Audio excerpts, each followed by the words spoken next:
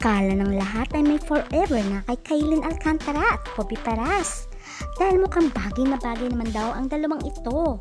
Masaya ang lahat dahil natagpuan na nga daw ni Kailin ang isang heartthrob ng basketball na walang iba kundi si Kobe Paras. Unfortunately, nauwi sa hiwalayan ang kanilang relasyon.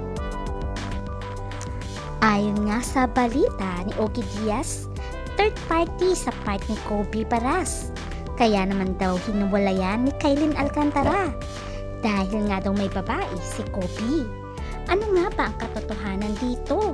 At mukhang in-unfollow na nga ni Kailin Alcantara si Kobe Paras. Sino nga ba ang babaeng naging third party sa hiwalayang ito? Ating kilalanin dahil makikilala na natin kung sino nga ba itong babaeng nanira sa relasyon ni Kobe at Kailin.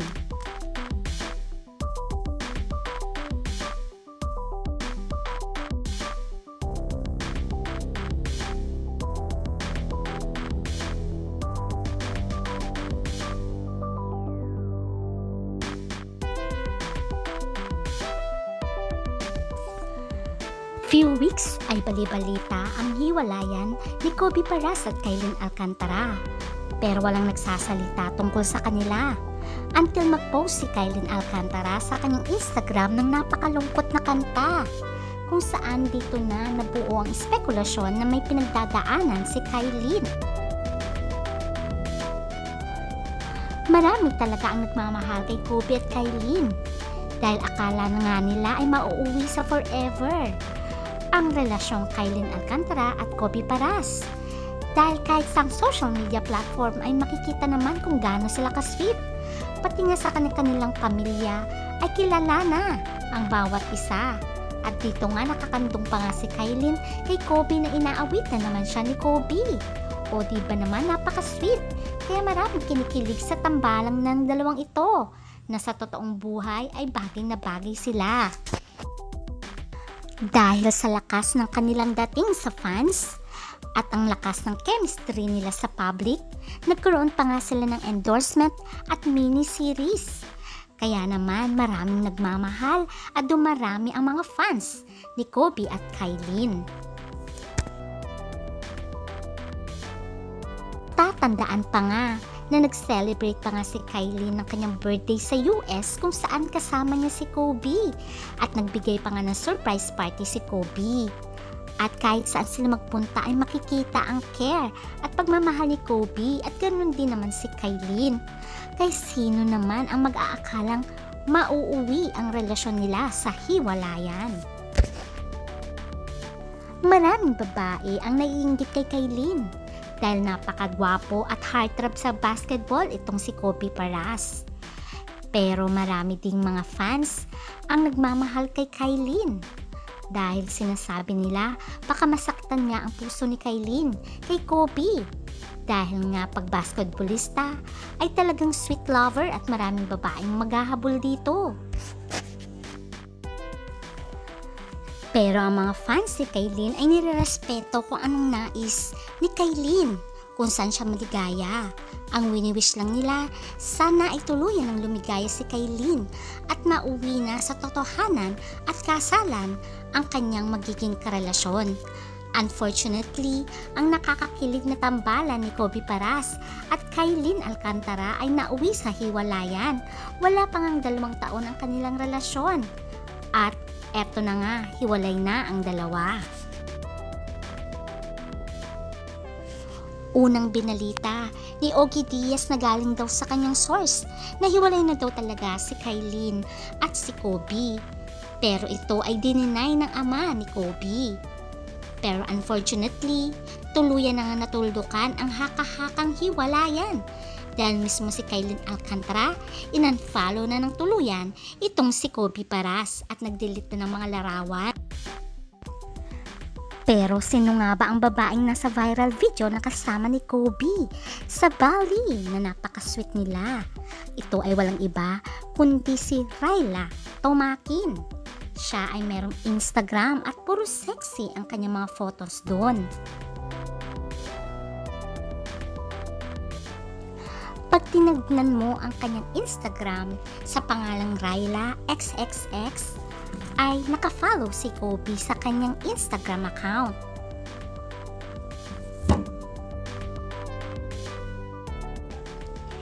Ito yung larawan kung saan kasama ni Kobe si Ryla at nakaakbay pa nga ito sa likuran.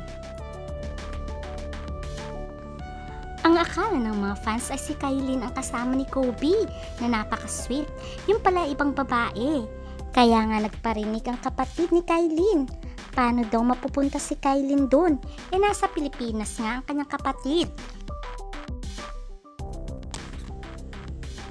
Matatandaan na short hair na ang buhok ni Kailin. Kaya ang akala ng mga fans ay si Kailin ang kasama ni Kobe. Unfortunately, ibang babae. Ito pala ay si Ryla. Kasi nagpagupit na ito at kinaya ang buhok ni Kailin. Matatandaan ang ex-boyfriend ni Kailin ay walang iba kundi si Mavi Legaspi. At marami ding rumors na sobra daw selosa itong si Kailin Alcantara. At marami ding nagsasabi na malakas ang personality nito at nananakit din daw ito ayon sa mga sources. Dahil sa mga chismis na nangyayari na napablind item ang pag-aaway ni Mavi at Kailin, ay tuluyan na ngang nagparinig sa social media itong si Carmina Villarreal para sa pagtatanggol sa kanyang anak na si Mavi. At nagpaparinig ito through social media ng mga cryptic posts. Nagsasagutan din silang dalawa ni Kailin at nagpaparinigan. Dahil sa bangayan sa social media, tuluyan ng tinuldukan ni Kailin Alcantara ang relasyon niya with Mavi Legaspi. Ilang buwan din ang nakalipas ng hiwalayan ni Mavi at ni Kailin, ay natagpuan naman ni Kailin Alcantara walang iba kundi ang heartthrob ng basketball, walang iba kundi si Kobe Paras. Akala ng lahat ay mauuwi sa forever ang relasyon, pero unfortunately ay may third party daw sa part ni Kobe. Dahil sa naglalabasang issue ng pagiging playboy ni Kobe, ay to the rescue naman ang kanyang kapatid na walang iba kundi si Andre. At sinabi niyang walang katotohanan yun. Sadyang kaibigan lamang ni Kobe ang mga babaeng yun at may mga karelasyon ang mga babaeng yun. Natural lamang dahil may bar at may negosyo ang kanyang kapatid. Marami tong kaibigan bago naman niya nakilala si Kailin. Dahil nga sa post sa social media ni Kailin, sa kasagsagan ng issue ng hiwalayan, sinabi niya dito sa cryptic post na I know that my kindness hurts me, but I will continue to choose it. Dahil sa parinig ni Kailin Alcantara, kahit daw siya ay nasasaktan, ay talaga namang binash itong si Kobe Paras. Kaya naman to the rescue ang kanyang inang si Jackie Foster. Although hindi naman niya tinutukoy kung sinong pinaparinggan niya sa kanyang post, pero mukhang si Kailin nga ito. Sa kanyang post, sinabi ni Jackie, manipulation is when they focus on how you reacted instead of how they treated you. At ang second post niya, it's easier to deny, deflect, and distort than to take accountability. So instead of owning their behavior, they create a version of story where you're the problem. But their narrative doesn't change your reality, and your healing doesn't require their validation. Kaya sa tingin nyo, sino kaya ang pinaparinggan ni Jackie Foster? Mukhang second Carmina na siya. Kaya naman ang mga fans ni Kobe at Kailin ay nag-aaway-away na rin sa social media. At meron nga nagsasabing pa-victim talaga itong si Kailin. Siguro totoong may ugali ito kasi dalawang boyfriend na at dalawang nanay ang nagtanggol sa kanilang mga anak. Pero sabi naman ng iba, talaga namang babaero itong si Kobe. Bakit hindi na lang niya aminin kung anong katotohanan? Magsalita siya bilang lalaki. Kung talagang may kasalanan siya, maging totoo siya. Although wala pa rin pag-amin kay Kobe Paras kung ano nga ba talaga ang totoong nangyari, kung may katotohanan nga bang may babae ito sa Bali. Although dininay na ito ng kanyang kapatid na walang iba kundi si Andre. Pero sabi ng mga fans, dapat si Kobe ang magsalita dahil si Kailin obvious na inunfollow niya na ang kanyang ex-boyfriend. At ito na rin siguro ang hudyat na hiwalay na ang dalawa. Maraming nagsasabi na si Ryla nga daw ang katabi ni Kobe at nagpagupit lamang ito ng buhok tulad ng buhok ni Kailin Alcantara.